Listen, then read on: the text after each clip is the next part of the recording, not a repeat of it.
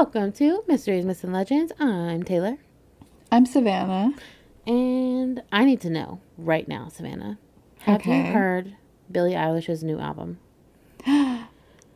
You're gonna hate me. No, I haven't. Guys. You know I don't listen to, like, new albums right away. Like, I'm not... I wish I was more of a music person. Oh my God. Because you are the type of person who just, like, when it's out, like, you know it's out and you're gonna listen to the whole thing. I literally stayed up till midnight on Thursday and listened to the whole thing. I know. I'm letting you down. Well, let me just tell you. I'm so sorry. I'll listen to it. I'll listen to it this week. Oh my goodness. It's so good. If y'all haven't heard it, I mean, who am I to promote Billie Eilish? She don't need me. But that album is amazing. And there's a conspiracy theory. That's why I was going to mention it. Okay. I haven't sent you anything because I knew you don't listen to music like, that. But me and my other friends who love Billie Eilish and are obsessed with Billie Eilish, we didn't create the theory. There is this theory. She has a song on her second album that she always refers to. And it's basically two of her favorite characters from this show she used to watch as a kid. And essentially... the conspiracy theory is that this is going to be a double album, and this is only the first half. And the rest is going to come out later this year. So, I'm just clocking that now on the podcast. Hopefully we get the other half. Because it is a very short album, for one. So, okay. Just saying, better keep an eye out on that. I need to listen to it then. Yeah, it's literally 30 minutes, the whole thing. So, okay. You should really listen to it. Every song is fire. It's no skip. Okay, no skip. I will. Next episode, I'm gonna bring my review. Period. Also, see, I had just thought of something, but then I forgot. So, no, I remember. She didn't release any singles off the album. She dropped it all at once. Okay. So, like, nobody knew any songs. So it was really cool. So, anyway. Billie Eilish portion over. I'm just obsessed. Okay. Big obsessed. So, okay. Now I'm like, what's the transition here? So, so I, not to just like transition into just like making it all about me, but, that's why I have a podcast for. I did want to mention, no, you're totally right. That's why we have a podcast. I do want to mention I'm trying to like revive my art career and like make it a thing. I've been working towards it recently, so like the past few weeks, I know you keep asking me, you're like, what have you been doing? And I'm like, nothing. Yeah. And now I'm trying to make myself do more art. Yes. And like draw more and stuff, and I've started and stopped several times like in the past few years, but I'm gonna like try to make it a thing. And I even have like its own an Instagram page dedicated to like art and stuff. Okay, we're gonna link it below. Yeah, so go check it out. Yeah, everybody. It's Savannah Angeline, that's my middle name. Savannah Angeline. So, lovely. What a cute little shop name. Love it. And I'm also, another update is I'm trying to get into like this new aesthetic that like, it's not really even new, but it's like, I've just realized that it's a thing recently. I don't know if you've heard of like whimsigoth. Oh yeah. Yeah. Like 90s and 2000s, like gothic, but like celestial and like Sabrina the Teenage Witch vibes. Oh yeah, fave show of all time. I'm trying to like, I don't know, I feel like I need to get more clothes that fit that vibe. Am I hearing me and you should go shopping? I mean, that's honestly, dangerous. Well, okay. Yeah, because I've realized recently that I wear too many, like, I have too many t-shirts and I want more like not like t-shirts. Fashion pieces. Yeah, like yeah. No, I do feel that. I work from home, so it's so hard for me to like I literally wear the same 5 shirts, and my parents are like, you wear the same 5 shirts. I'm like, well, I don't leave the house. Yeah.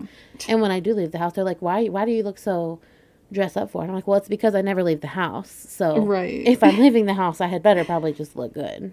Exactly. But no, I feel that. I feel that on a new level. I feel like it's also a time period in our lives where it's time to upgrade our wardrobe regardless. Like we have like college clothes still, and I know. we're like not college girls anymore, not even close.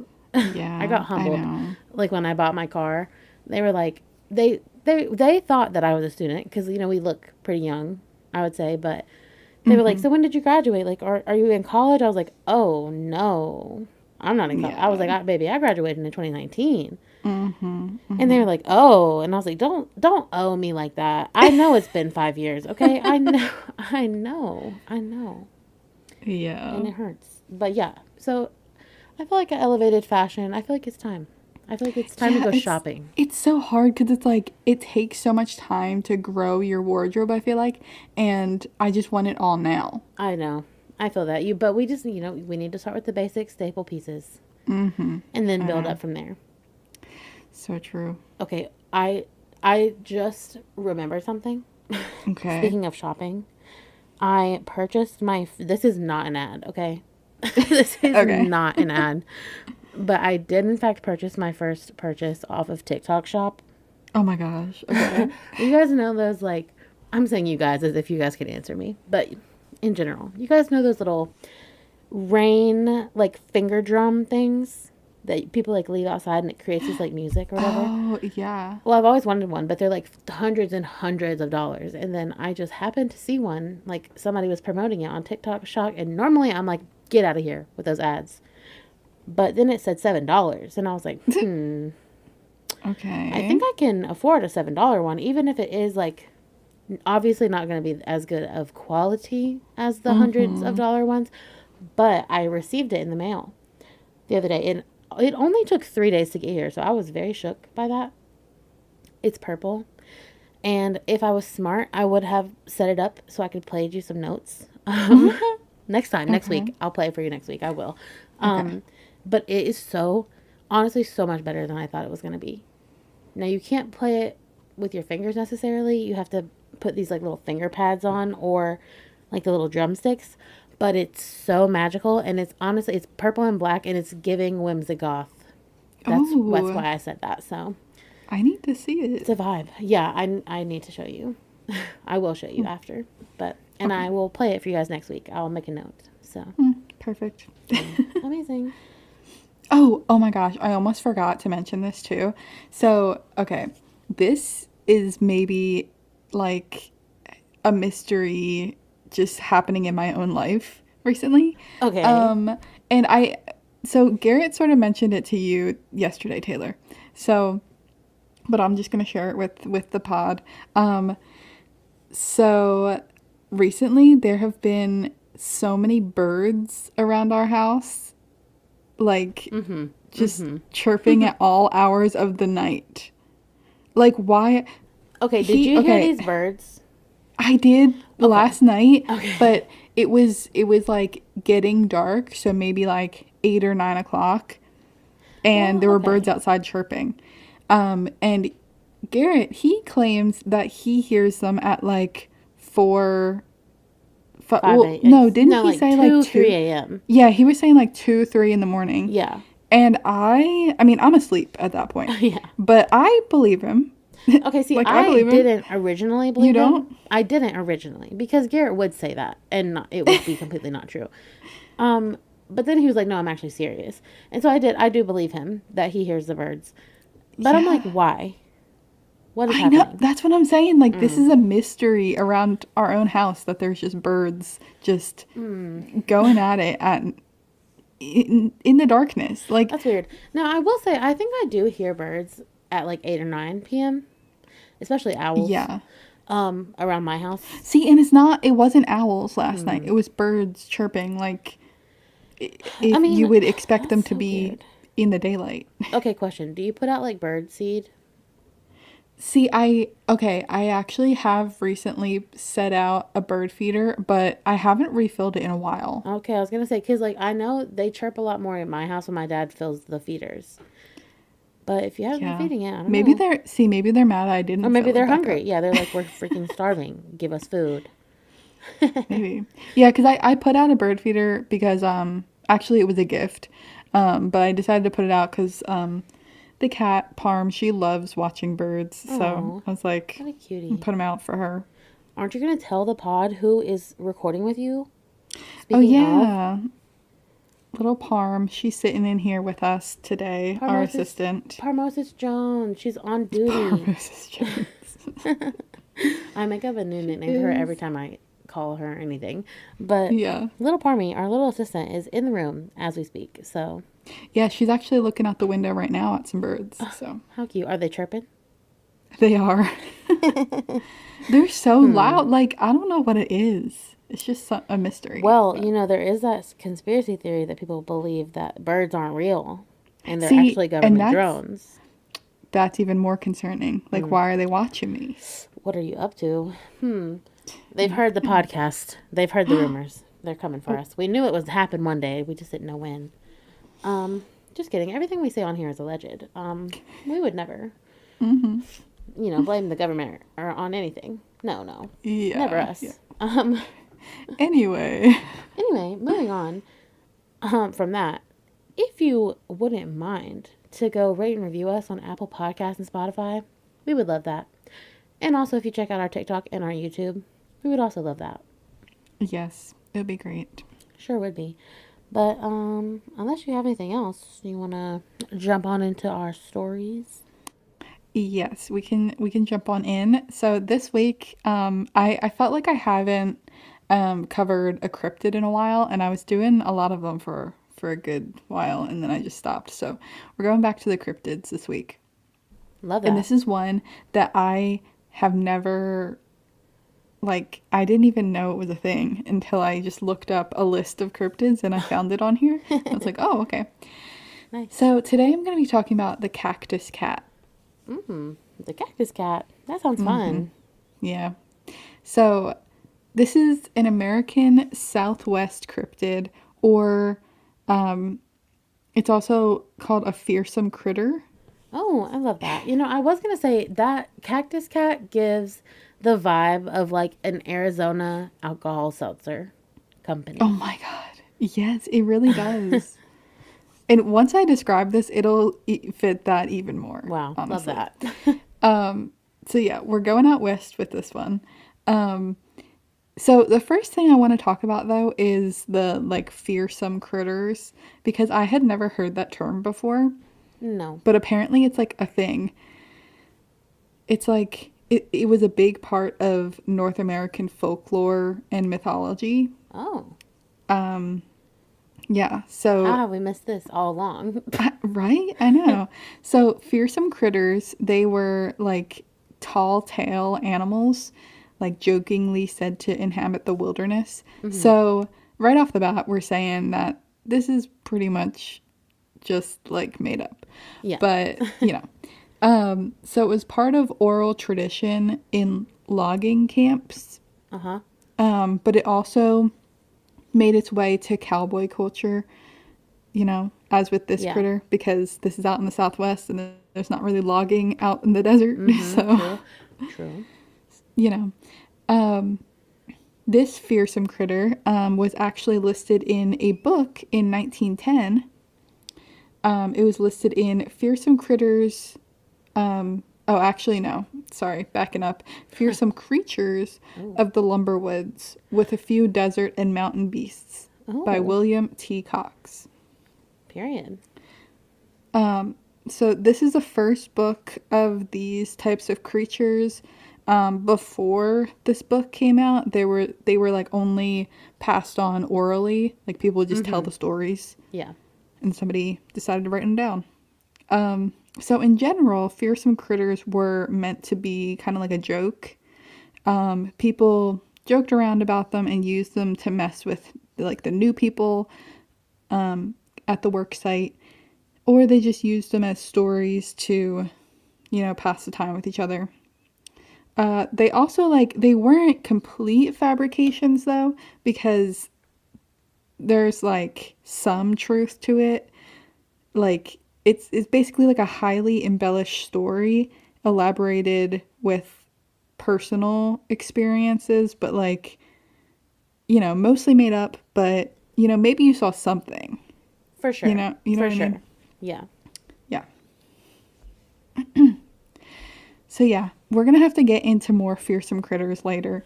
Yeah, I'm very curious as to know like what are some more creatures that There's are like a lot of them out there. I kind of want to cover a raccoon. I feel like there has to be a raccoon.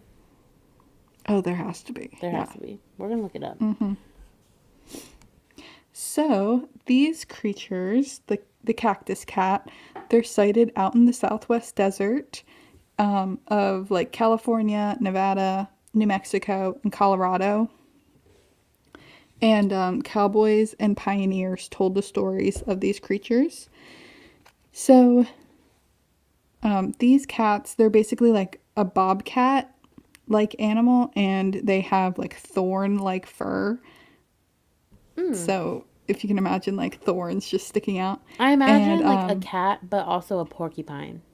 yes, exactly. Yeah. Yeah.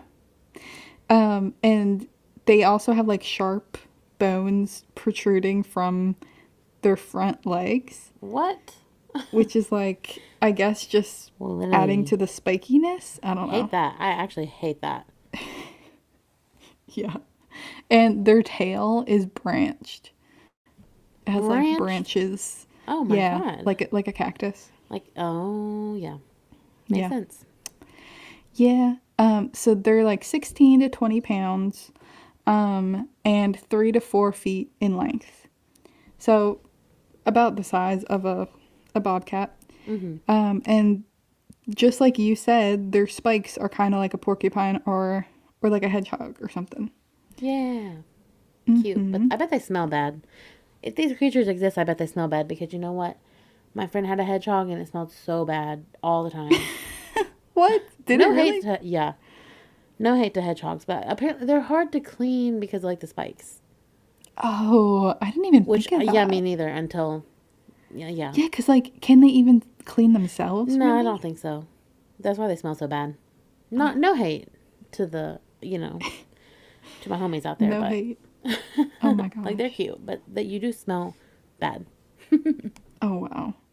Yeah, I didn't even think of that. So now I have to imagine that these cactus cats smell bad too.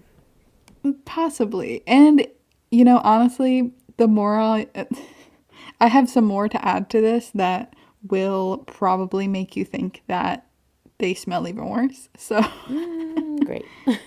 maybe. Well, in a way that you might not expect. So they're spiky and they develop their protective coats around 6 to 10 months old. So before that, they're not spiky. Okay. And primarily they're nocturnal, but they have also been seen during the day. So that's kind of like a cat, right? Yeah, I'd say so. Cats Yeah. are Cats are pretty definitely nocturnal. Yeah. So this creature, it will use its spines to slash the cactuses around the cacti at night, and this makes the juice run from the plant. They'll also eat rodents and small reptiles, but they mainly are like trying to consume this juice. And they travel in like a wide circular path, slashing all of the cactuses they see. And by the time they come back to the first one, it has fermented into mezcal. You're literally kidding me. And they drink it and they get really drunk. Savannah, I literally guessed that from the top. Yeah. That's crazy. And then they walk off into a drunken stupor. The cats. Yeah. I would see literally trademark copyright. I think we should make an alcohol called the Cactus Cat. The Cactus Cat Cooler. Something like that. Oh my god, yes. I'm surprised there's nothing like that already. There might be. Yeah, we should look it up. I'm not trying to copy that, but if there's not, it's mine and I'm claiming it. Because Right? I guessed that before you even... I had no idea what story you were doing. I need the people to know and believe me. That's crazy, though. Yeah. Yeah, so That's what they do. That's their life. They That's a vibe. they slash the cactus. They slash and they drink. They get slashed and they slash. Yeah, I mean, they get slashed. makes sense. And when they're walking around drunk, they scream out in like a drunk yell. So that's why, I guess this comes from when you're in the desert and you hear some animal screaming in the distance. That's what they say. That's a cactus cat screaming. That's the cactus cat. He's just drunk over there over the hill. Yep. So cowboys and pioneers, they would follow these creatures around to get the mezcal before the cat could. Smart. So, but if the cat caught you stealing their drink, they would hit you with their spiny tail. Oh no, I don't want that. And then, yeah, because then you would get welts all over you.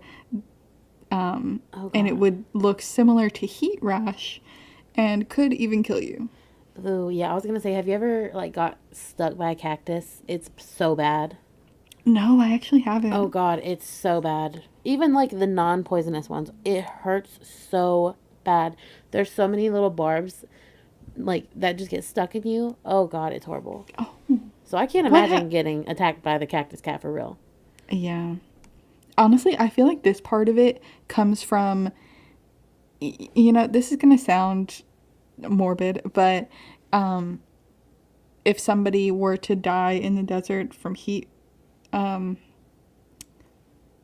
like exhaustion, the heat, like a heat stroke, heat exhaustion, and get heat stroke, that's what it's called, and get like a heat rash and everything, then they would say, oh, looks like the cactus cat got him, because that's what they're saying here. They're like, it looks like heat rash. Well, or maybe it wouldn't be real.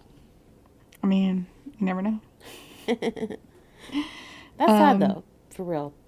I know. However, if I died in the desert, I would want you to say that I did not get heat stroke. I would rather it be like, yeah, the cactus cat got her. Exactly. Yeah. Or, I mean, maybe you didn't have to die for somebody to say that to you. Okay, true. I don't have to die. It could have just been like, okay, you're out too long in the sun and you survived it, but then you're like, oh, the cactus cat got me. Yeah. So, yeah, I'm going to start using that saying. Yeah, you could. I mean, there's no cactus cats out here in North Carolina, but... Yeah, but nobody has to know that. Yeah, when we go out to the desert, then we can say that. Yeah. So, unfortunately, these creatures are said to be extinct now. No! Because of exploitation and destruction of the desert. But, I mean, I feel like there's still some out there. Like, you never know. I mean, if it's anything that's going to survive, it's going to be a cat, first of all, with 9 lives. Right, exactly. Especially a drunk cat. It's giving the drunk uncle cat. The drunkle cat. The drunkle cat.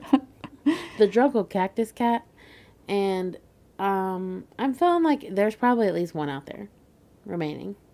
I think so. Yeah. So that's the cactus cat. I mean, I kind of want a cactus cat.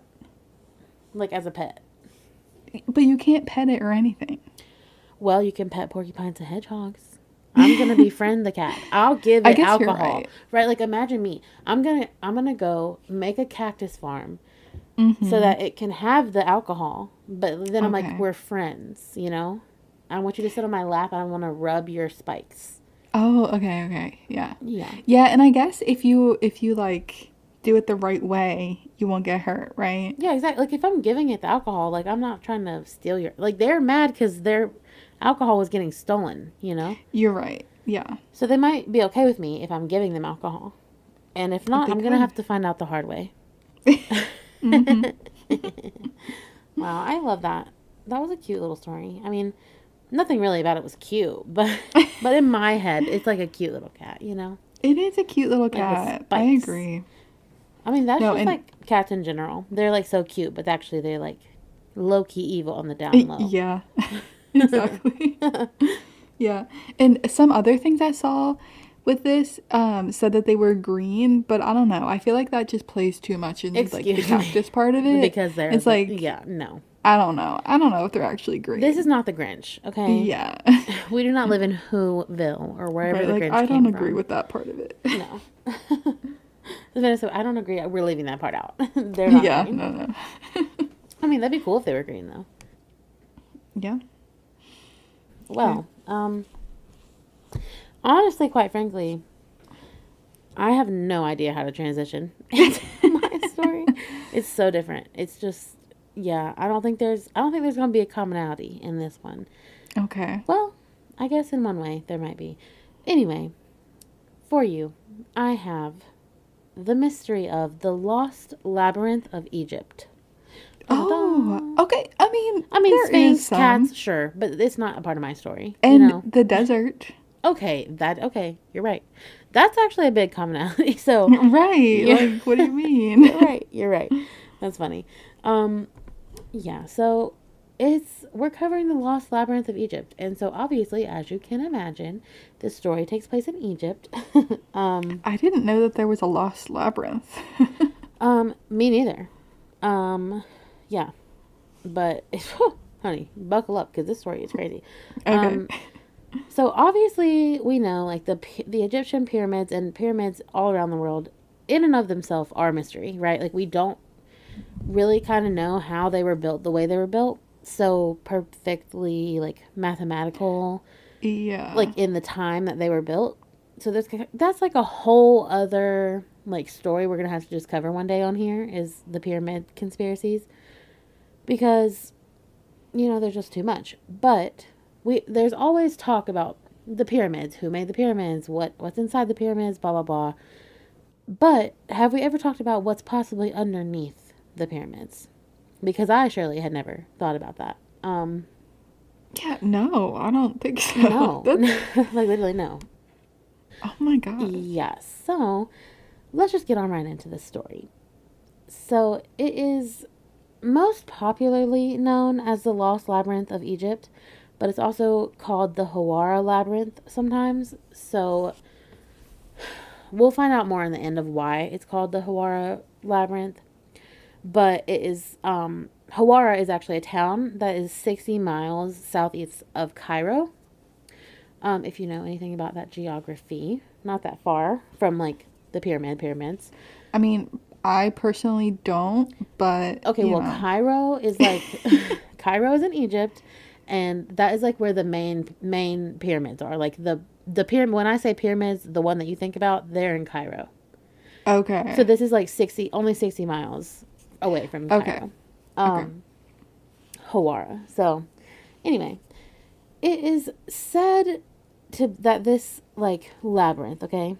This labyrinth is said to be this big buried complex that is said to contain mortuary temples, galleries, courtyards, and libraries that hold unseen information about ancient Egyptian society as well as even earlier history than the ancient Egyptians as well. Oh. It's giving the Library of Alexandria low-key. Right? Like it was destroyed with all of this knowledge in it. Yep. Let's keep that in mind. So it was originally described as a labyrinth by the ancient Greek historian Herodotus. I really should have looked this one up. Herodotus. So sorry to that man who I just butchered his name. But this guy, he actually is somebody who got to go inside the complex while he was alive. And so people, in the early days of the labyrinth, people did and were allowed to go inside.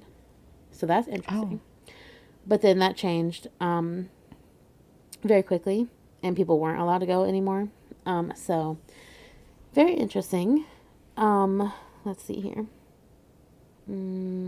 Okay. People who did get to see the inside of it describe it as a creation greater than human. So I'm like, what? Girl, what? Like literally what? Okay. Okay, but like describe it better because I need to know what's in here. Yeah, okay, so we're gonna get in there. Okay, so we're backing it up a little bit.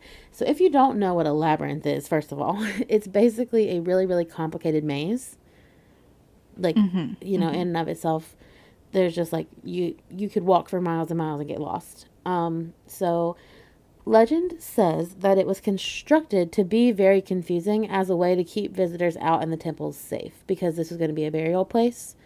for one of the pharaohs who was like the leader of Egypt. So, Okay. a very important place. And so, this legend says that the labyrinth had over 3,000 rooms. Every room filled with tons of culture from different, like, societies from the past. So, Now, like, different eras? yeah, literally like Eras Tour, but 3,000 Oh my rooms. gosh. I didn't even think of that era story yet. Like, no, but literally, though.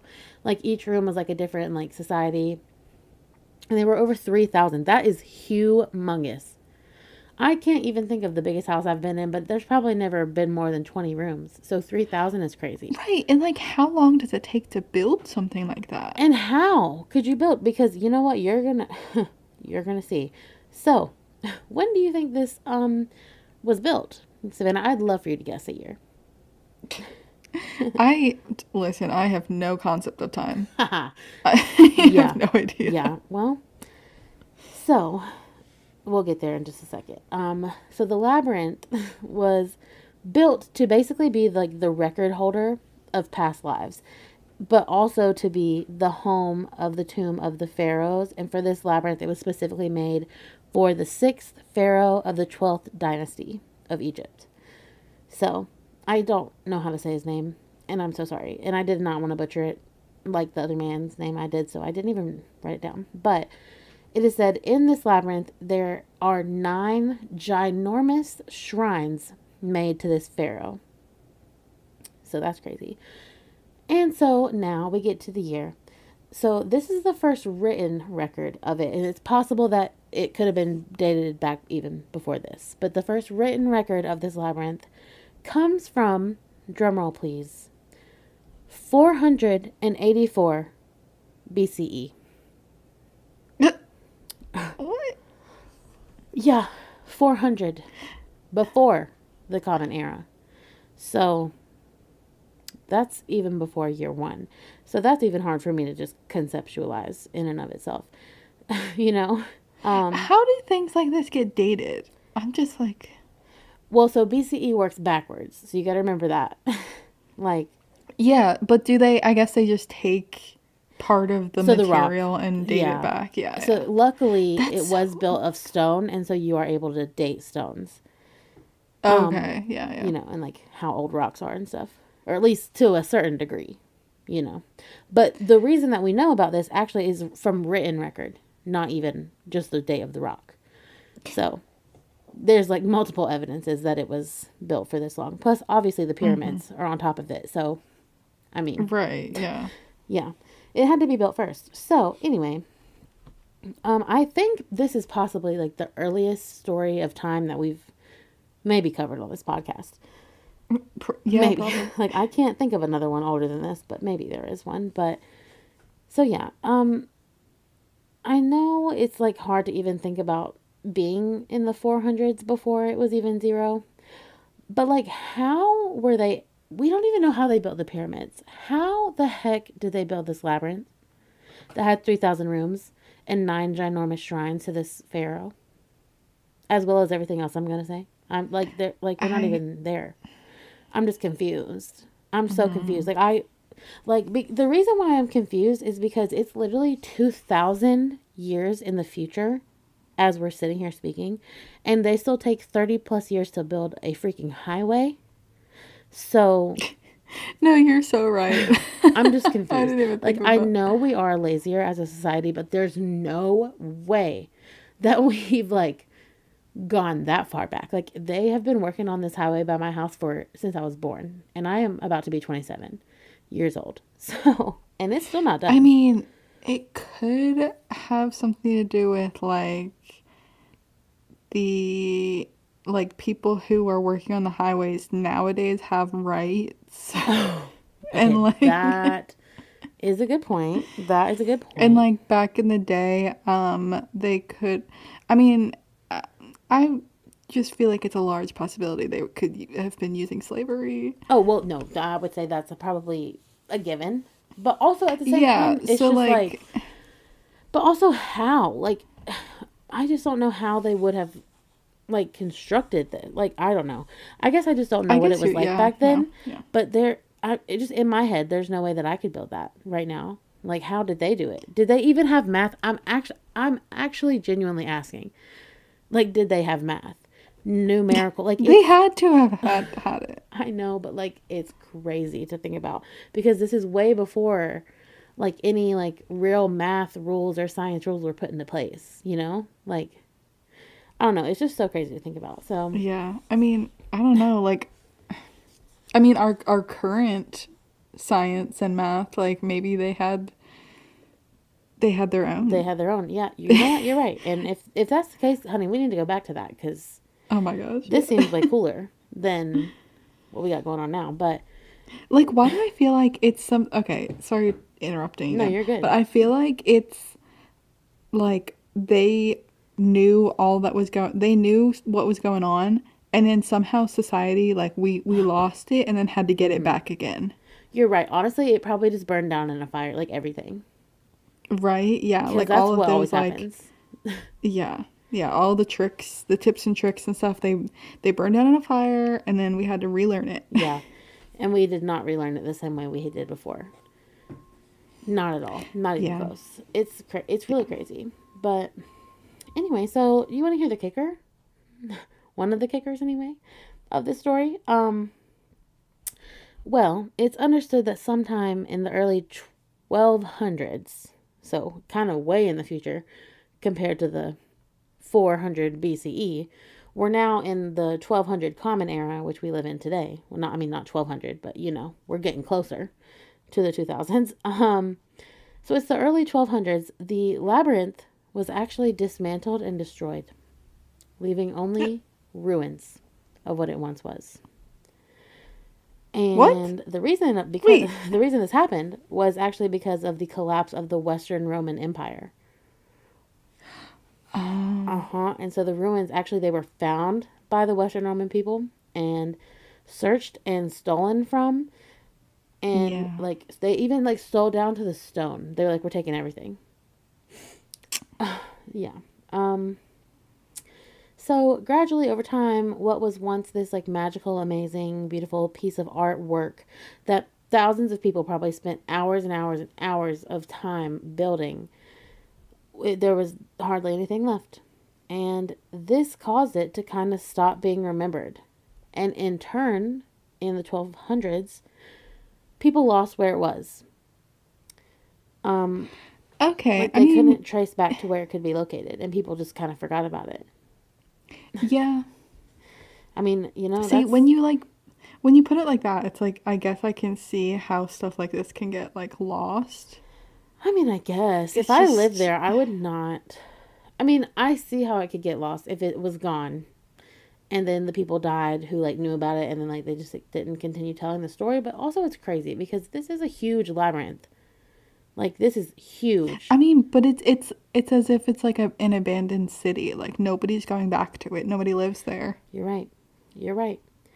You're absolutely right. And yeah, for nearly 400 years, or really actually 500 years, it wasn't even until the late 1600s that this man named Claude Sicard, he actually somehow was able to find like an article or something about it and was like, wait, what is this? Like a lost labyrinth? And he was like, hold on. We're going to have to back this up and like see what happened to it. So shout out to Claude for bringing back the research of this crazy Okay, place. it's crazy though that somebody even brought it up. Like somebody must have heard about it in order to write about it, Well, well, I'm right? thinking, I'm thinking that like there were written records and that some people did remember it. They just weren't talking about it.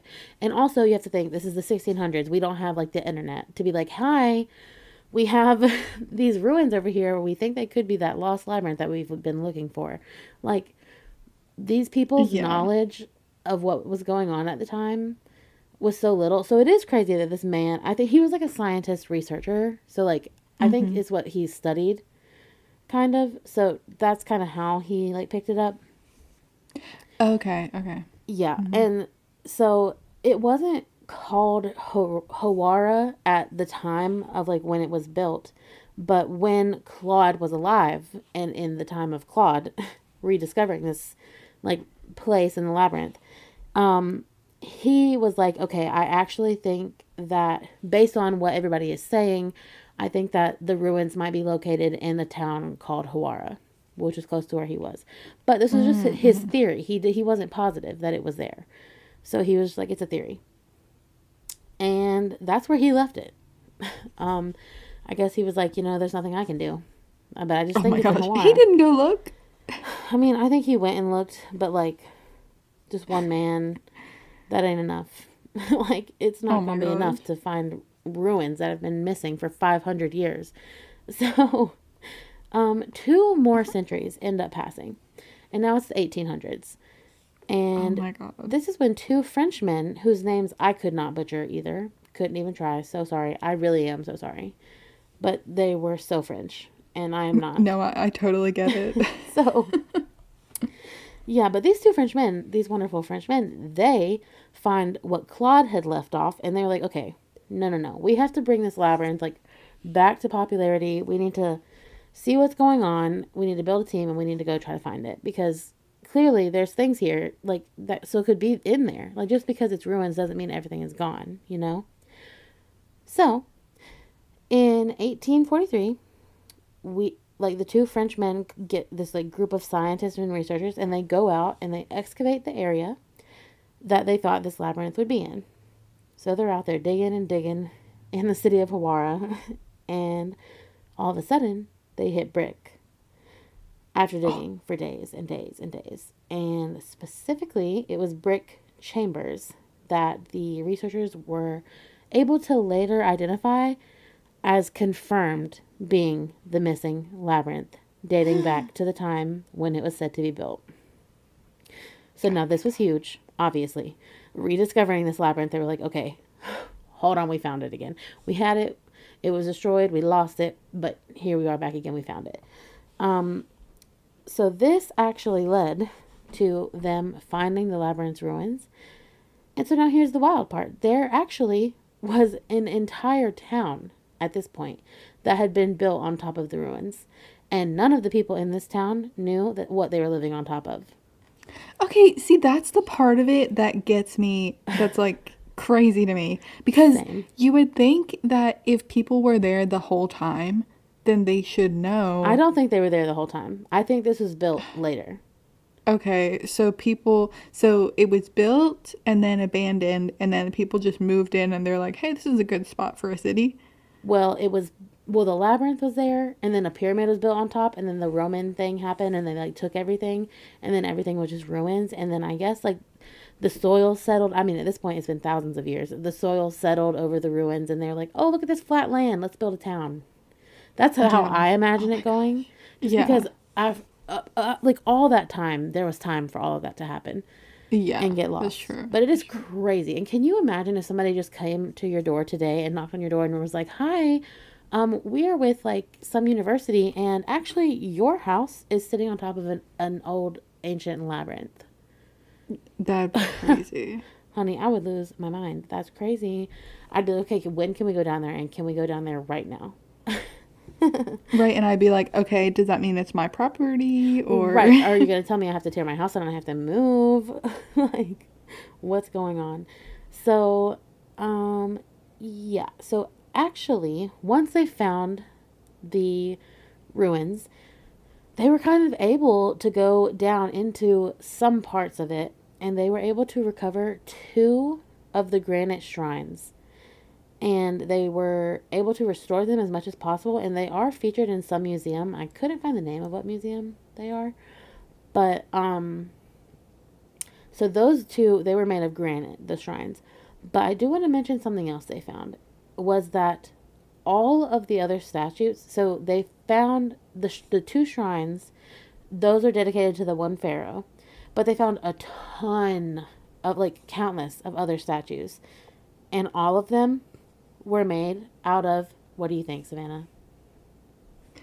Limestone. Sure enough, limestone. We talk a lot about limestone on this podcast.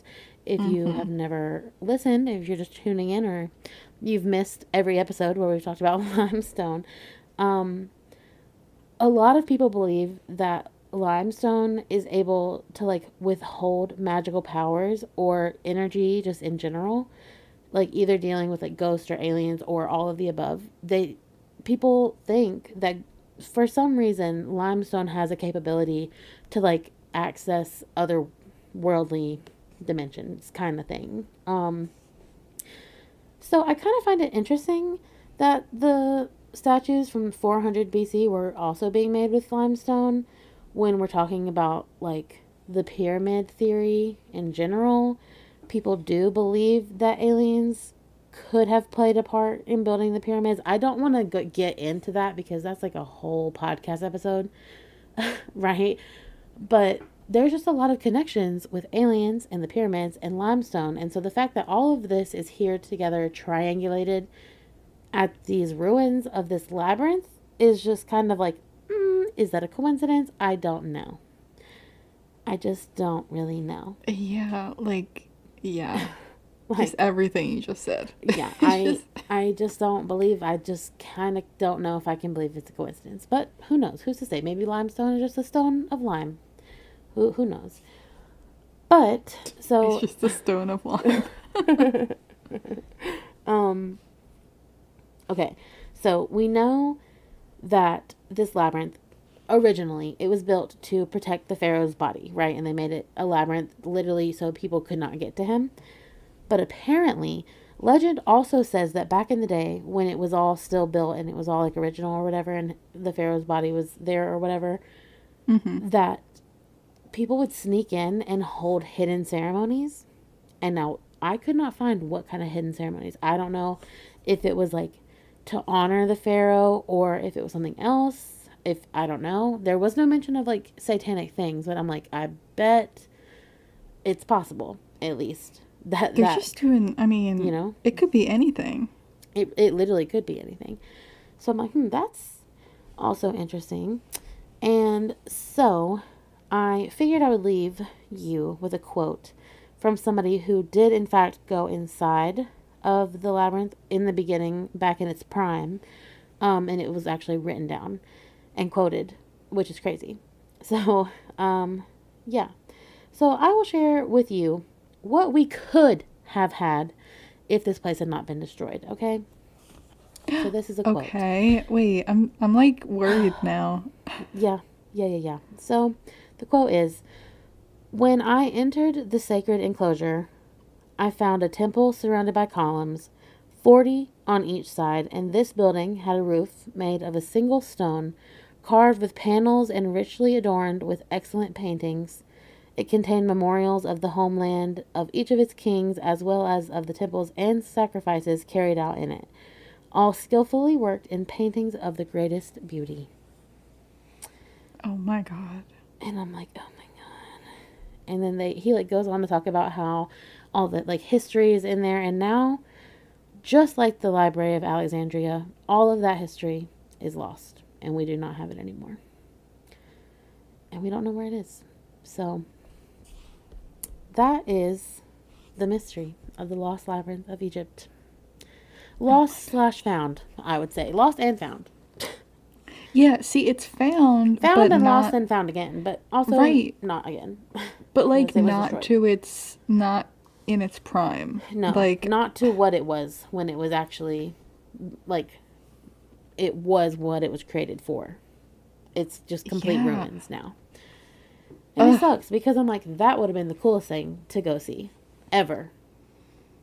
Ever. Yeah. Like, I can't imagine something cooler than going down into a labyrinth underneath a pyramid.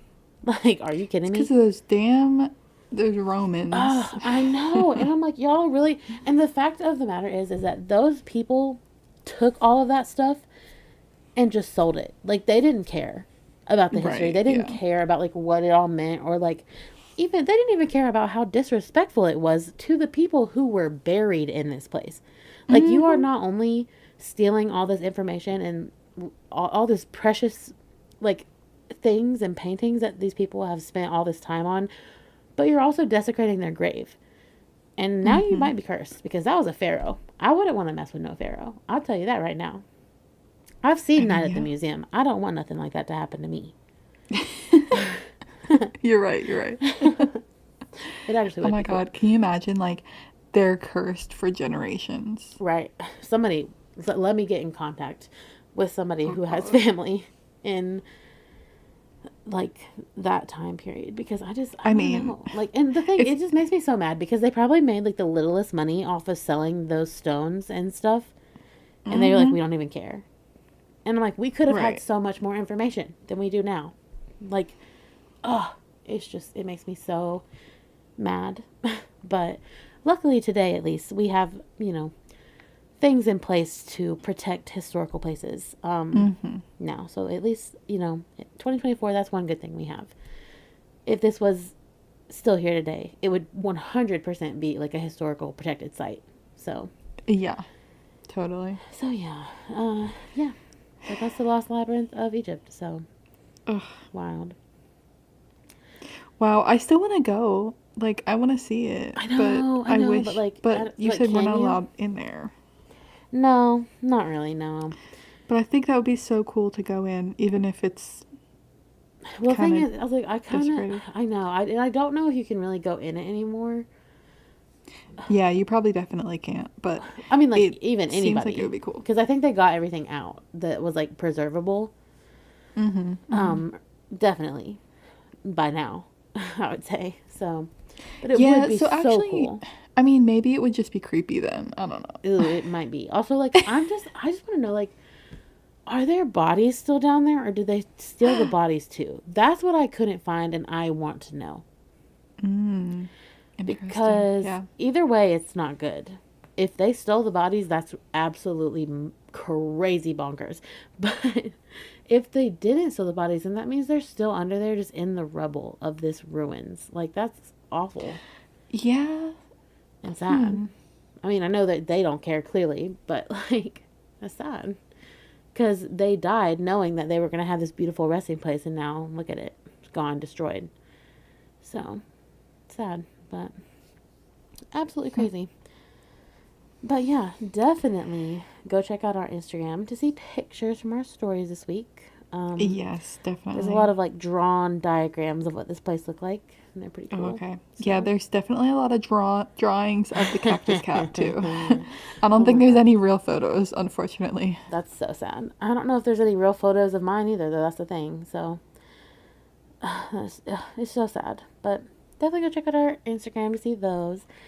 And go rate and review us on Apple Podcasts and Spotify, please. And also go check out our YouTube and our TikTok.